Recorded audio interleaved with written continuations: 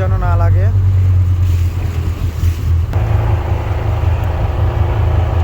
ধীরে ধীরে পৌঁছে যাচ্ছি জাহাজের পাশে। আল্লাহর রহমতে কোনো সমস্যা হবে না, যেহেতু জাহাজটি লিক করে দিয়েছে। পাইলট স্যার ওখানে দাঁড়িয়ে আছেন।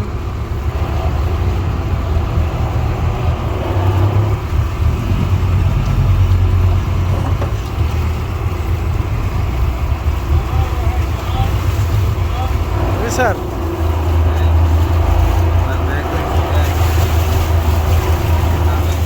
সহি সালামতে নামানোর চেষ্টা করলাম, আপনারা সবাই দোয়া করবেন।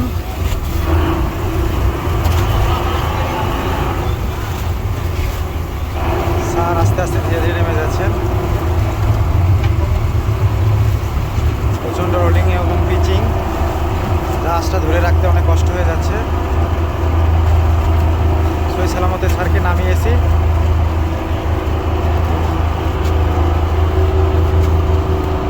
অবশেষে জাহাজ থেকে নামিয়েছি। এখন গ্যাস সিলিন্ডার জাহাজ ছেড়ে চলে যাচ্ছে বন্দর ছেড়ে বঙ্গোপসাগরের দিকে।